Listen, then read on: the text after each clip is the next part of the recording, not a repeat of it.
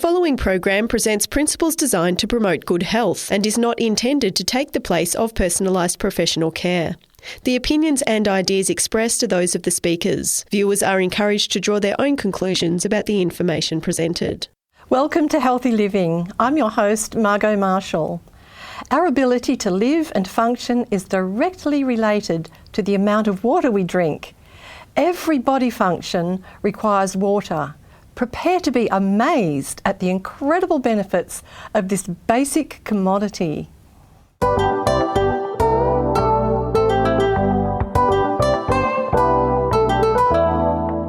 Healthy Living is a production of 3ABN Australia Television, focusing on the health of the whole person, body, mind and spirit. You will learn natural lifestyle principles with practical health solutions for overall good health.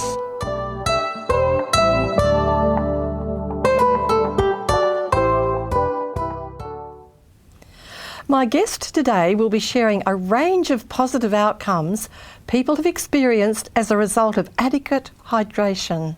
I think you'll be very surprised. Welcome, Dr. Clark. Do Australians have problems with hydration? They sure do. In fact, 80% show signs that they aren't drinking enough water.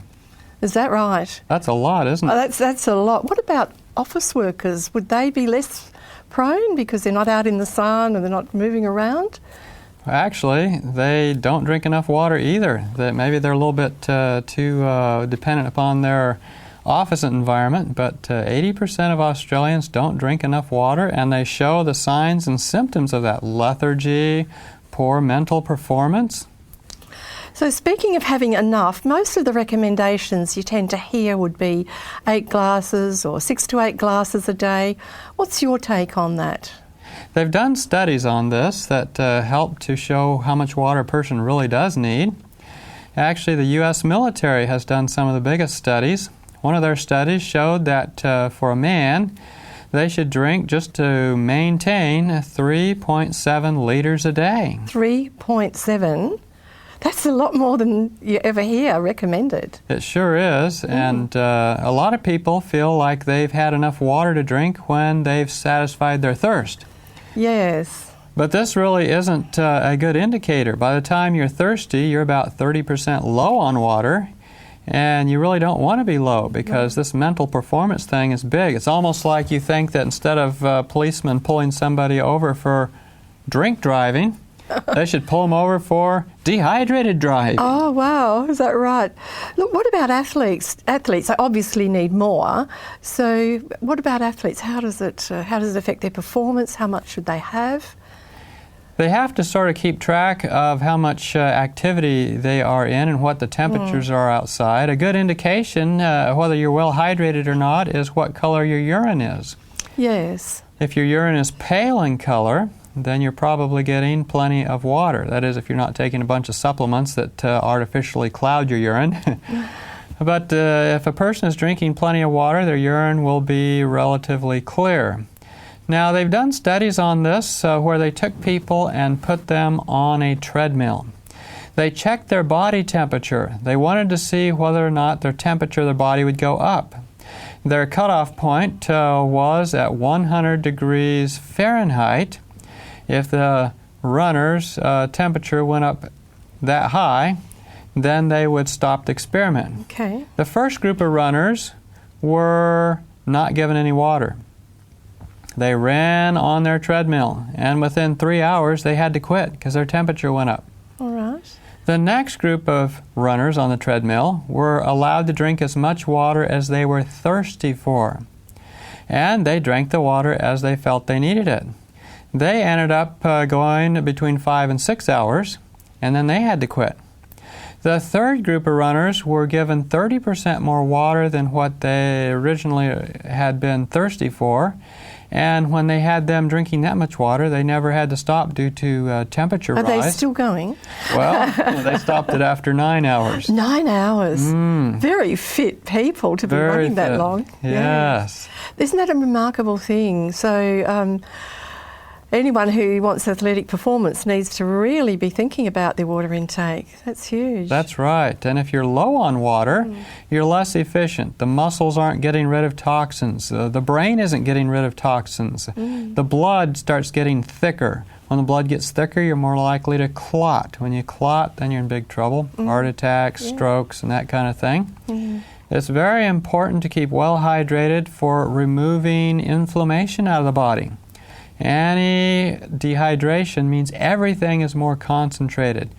More concentrated sugar, higher blood sugars. More concentrated cholesterol, higher blood cholesterols.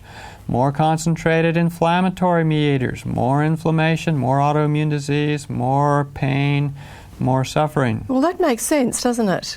So it dilutes all of the blood, dilutes the blood, and then those things are diluted as well. Good sense. That's really good. I think you had a story about Everest as well. Sir Edmund Hillary is our big famous guy for Everest.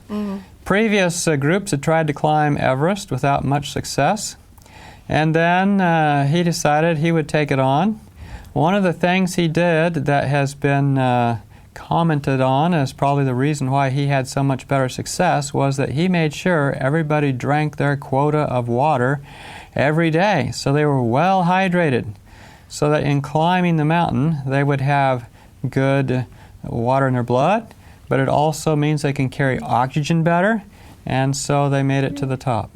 Yeah, so that's fantastic. Just amazing. I suppose in that really cold environment, you're less inclined to want to be drinking, although I suppose they heat their water, but right. That doesn't usually make you want to drink a lot, does it, when you're in a very cold environment? No. I believe it's pretty cool up there.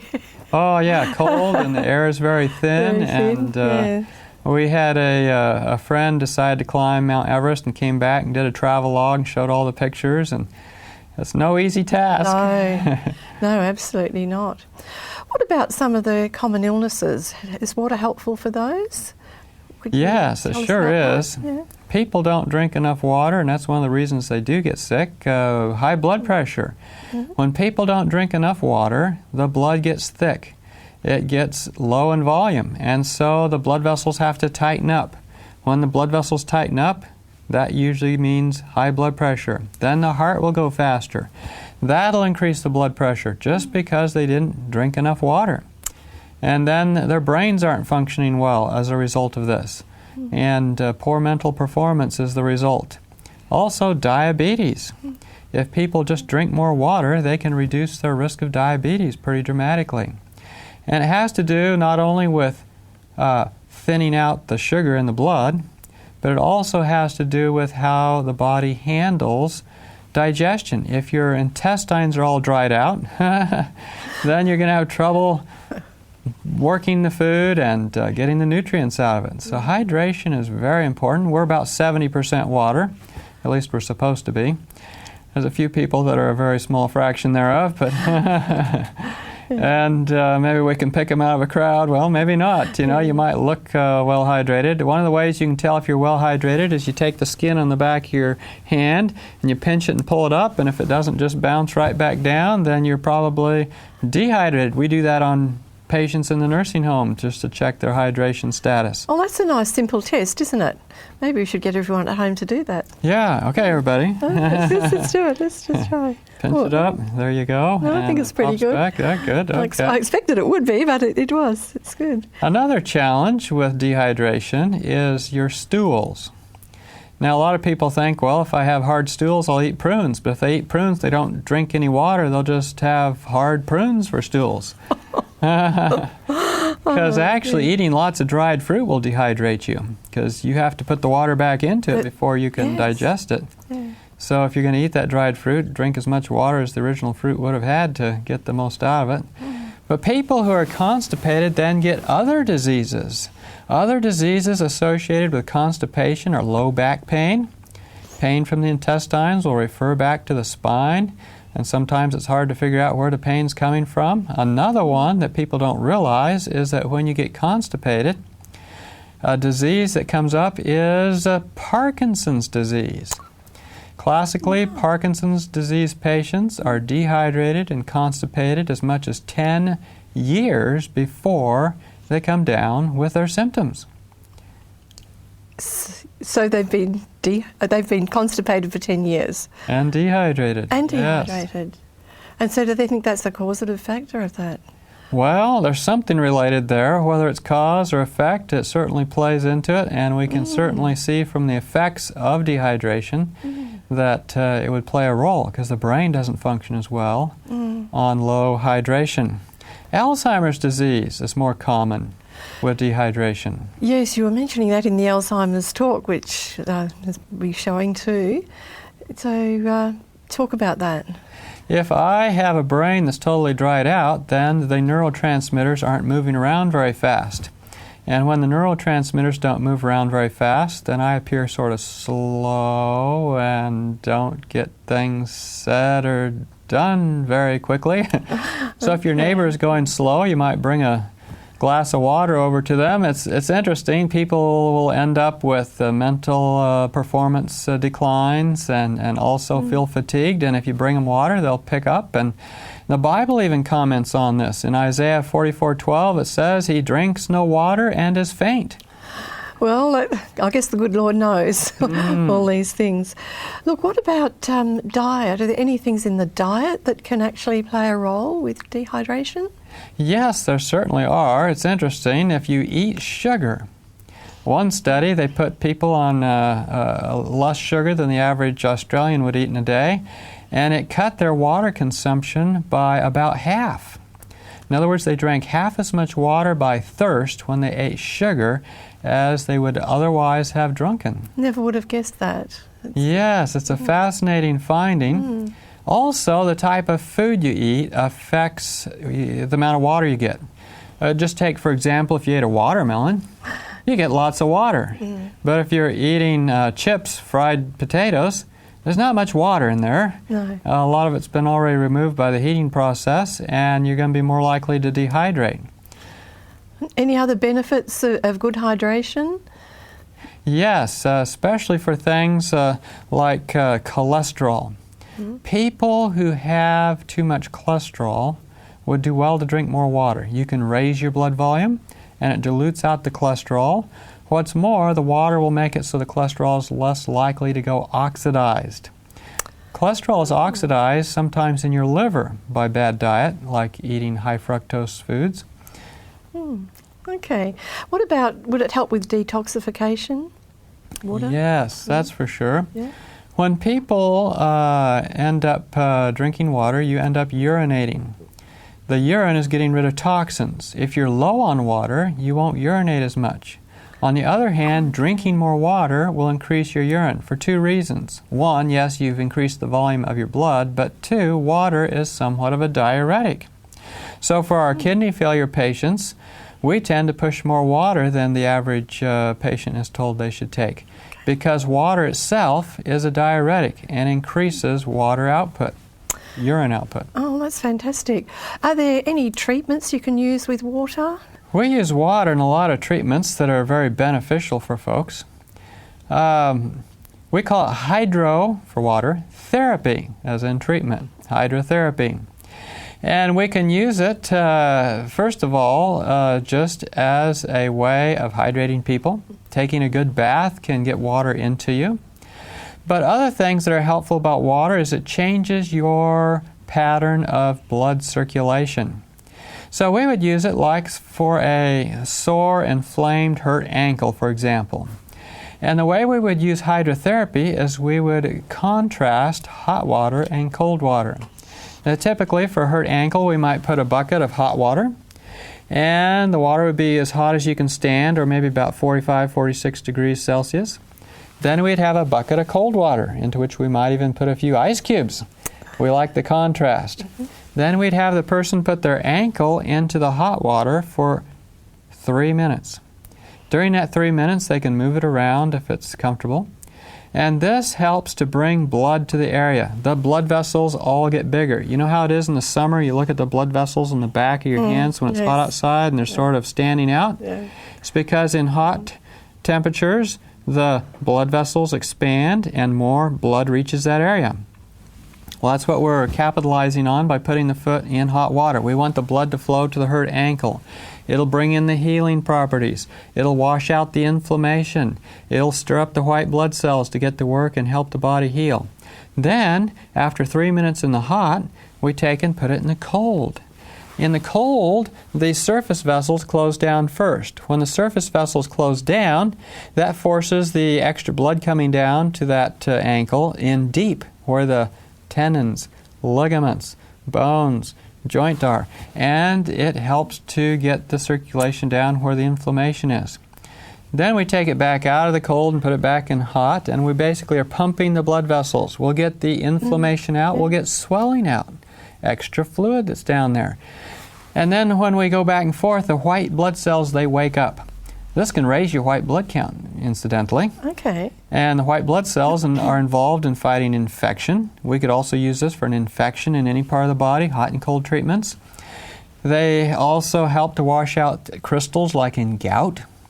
Helps get rid of those, so you can treat gout that way. The hot and cold also will tend to stir up the blood so it doesn't stagnate. A lot of stagnated blood will raise inflammation. And then we end with cold, and that's the end of the treatment, dry off.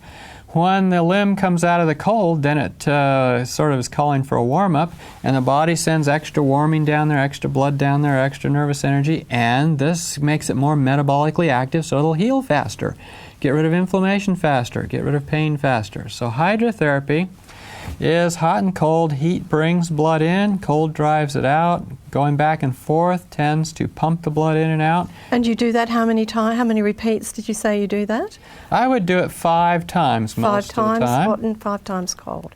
Ending with the cold. Ending with the cold. It doesn't necessarily mean that I have to only do 5. No. I could do it only 3. I could do it 10. All right. And some people have, especially if they're really hurting. And we've seen people get over arthritis doing this, back pain, injuries. I used to work in the Veterans Administration Hospital out in California, where we had a lot of ex-veterans who had drug problems, IV needle injections. They would use heroin. They'd come in with an infected hand with blood vessels all full of pus and so forth. And they'd come in and we'd say, okay, well, this is surgery service, so we'd be taking the surgery the next day. But I'd tell them, now, if you'll go to the sink in the corner of the room and you'll do this hot and cold regimen, you might save yourself a surgery. So they'd do it. And if they would do that, usually by the next day it looked so much better, we would just say, okay, you're just going to sit and we'll watch it for a couple days and you'll be fine. Because the hot and cold would bring the white cells in to clean up the pus. It would bring in the healing factors to clean up the ulcers and so forth, and they would get better. So it's such a simple thing to do, isn't it? And it's such a simple product. You can hardly imagine that anything as basic as water could do all the things that it does, but that's really good. And I think medical fees are pretty high in the US. Very high, yes. So, that's the number one cause of bankruptcy in the United States in 62% of cases. Yes. Even with people who have insurance. Truly? Yes. They can still go bankrupt because it doesn't cover. 75% of people going bankrupt due to medical bills have insurance, are middle class, have good jobs, own their homes. So how useful to know some of the things that you've been talking about in this program and in other programs.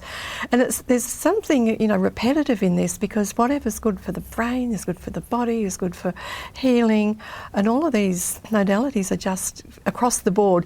But wouldn't you expect that? Wouldn't it be a terrible thing if what was good for our brain was bad for our body, or so on? So it shouldn't really come as a big surprise when you think that we have been created and the good Lord has got it all worked out. But that's really good. Do you have other treatments you do with water? Certainly, for the average person who isn't necessarily fighting with the disease, but is fighting getting out of bed in the morning.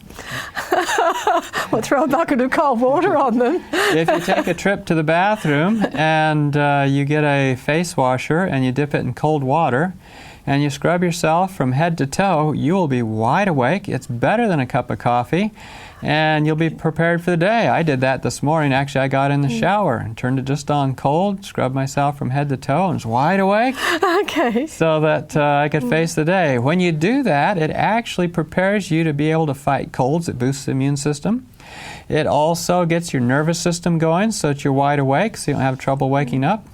As opposed to coffee, when you drink a cup of coffee, it shuts down the blood flow to your brain by 30%. It also dehydrates, doesn't it? It sure does. So it has that tendency. It's working against exactly what you're trying to do.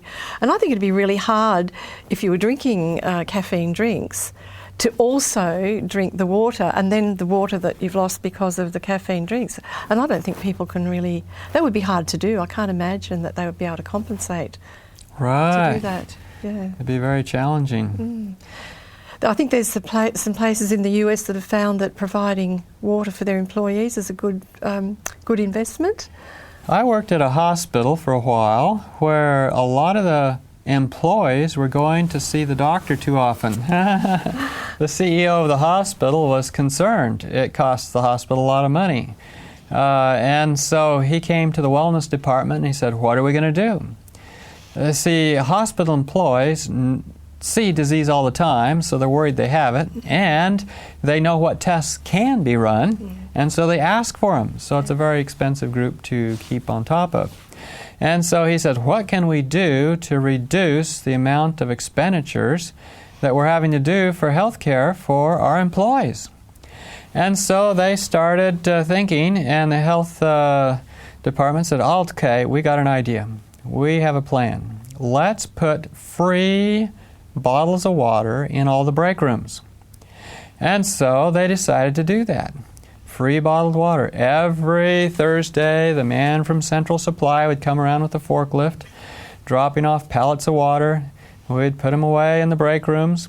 And then during the week, the employees, instead of going down to the soda machine, instead of going off to the cafeteria for a coffee, they would grab a bottle of water. We would sit around after surgery in the break room and we'd all grab our water and drink away. It cost the hospital $25,000 for that year to keep water in all the break rooms. That's a lot of money for water, isn't it? That's a lot of money. Wow. But then at the end of the year, when they calculated how much they had saved on insurance utilization, they had reduced insurance utilization by $240,000. Just from the extra water. That was a good investment. That was an amazing investment. So clearly they were beginning to see the importance of water. It's good to think that a hospital facility would actually understand that and implement it at considerable cost. They must have actually understood. Were you there telling them all this, were you, John? Was that your idea? Wasn't my idea. It was my wellness nurse's idea. Okay. And so this meant less time in the doctor's office for these people, less time off work, more time to go spend with family and friends. And I suppose if we translated that into a family situation, not that you have to spend huge amounts of money on bottles of water. I mean, you can have your own bottle, as we do, and just fill it up. So it doesn't even have to really cost anything remarkable. Right. And what a saving to families in terms of medical bills. And it's not just that. I mean, it's not much fun being sick. It really isn't, is it? So, the quality of life just goes down and so on. So what a great idea. What else can you tell us about water? Bathing is indispensable. I mean, we all know when we need to take a bath, but sometimes taking a bath regularly, whether you think you need it or not, is very effective. You see, your skin is like your second lung. Each of those pores in your skin can take on oxygen and let off waste products. But if the skin pores become clogged, you can't get rid of waste products. And so you end up putting extra burden on your lungs, which are involved in getting rid of waste products, your kidneys, which are involved in getting rid of waste products, and your liver. And so you end up with more liver disease, more lung disease, more kidney disease.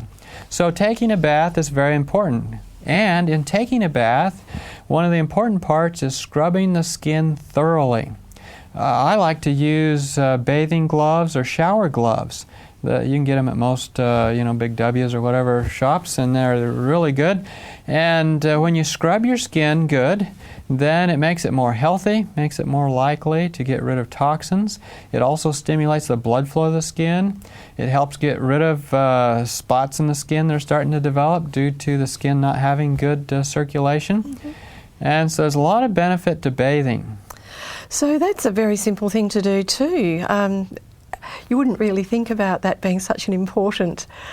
You just think of getting clean. That's why we usually take a bath, but you don't really think about all those other benefits that come with it, just from a simple bath or a shower. So those little gloves, I've got some. You can just pick them up at the chemist or anywhere. Well, how often would you suggest doing that? Every time you bath or shower, or once a week, or how often? Doing the scrubbing, you could do it every time you bath or shower. Okay. And some people bathe or shower more often than others. Sort of depends on the temperature outside and how active you've been, but it's good to take a bath or shower several times a week. Oh, yes. Yes, it would. Very good. Well, that's been quite a lineup of benefits of something that you could hardly imagine could be so beneficial in just so many ways. Is there anything else, or should we just recap and think about, go over some of the things that you already talked about? I think recapping is very good, and thinking about what we've talked about, because water, I'll just let you in on a secret in our family. I might get in trouble for this. No, not really. My mom doesn't drink a lot of water. We're always sort of getting on her to drink water. But she says, I just don't feel thirsty for it. And this is the excuse that a lot of Australians give. We just don't feel thirsty for it. And that's why 80% of Australians are dehydrated. And so if you drink more water than you figure you need, you'll be better off. I tell people when you get up in the morning, drink 1 liter. Then mid-morning, between breakfast and lunch. I say at least 2 hours after meal so you don't dilute the digestive juices that are trying to digest the meal, and at least a half hour before the next meal so the same thing doesn't happen. So 1 when you get up, 1 liter mid-morning, and then 1 liter mid-afternoon. And then whatever water you feel like drinking. And that usually keeps people well hydrated. I tend to make the last large water drinking a little while before bedtime. That's a good idea. And so that would be 3 liters. This helps with mental performance. It helps with physical stamina. And it also helps with people who are having trouble with urinary tract infections, which they need to have enough water flowing through them to keep washing those bacteria out of them. Yes, all of those things. So, it's what else is there? If I got sick, if I got sick with a cold or a flu, or thought I was coming down with it, I would head for the shower to do a hydrotherapy treatment. Is that right? And what I would do is I get in the shower and I turn it as hot as I can stand. Now, my usual procedure is to leave it on hot until I feel like I'm getting hot. In other words, my temperature is going up a bit. First time I did it, I did stick a thermometer in my mouth and sort of got the feeling for how I felt when my temperature was going up. And then, when my temperature goes up a little bit, then I switch to cold for 1 minute. Then I'll go back to hot for at least 3 minutes or until I feel warm again, and then back to cold. And then I'll have the cold for 1 minute, and then I'll go to bed. Maybe for the night, or at least a half hour. When I do that, I'll usually get in bed and I'll sweat a bit.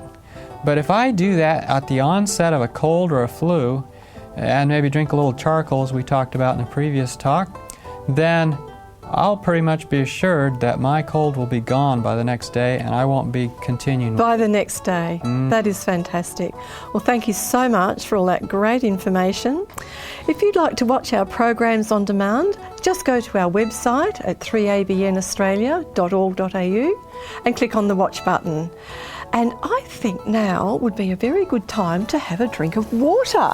So here's to your health. You've been listening to a production of 3ABN Australia Television.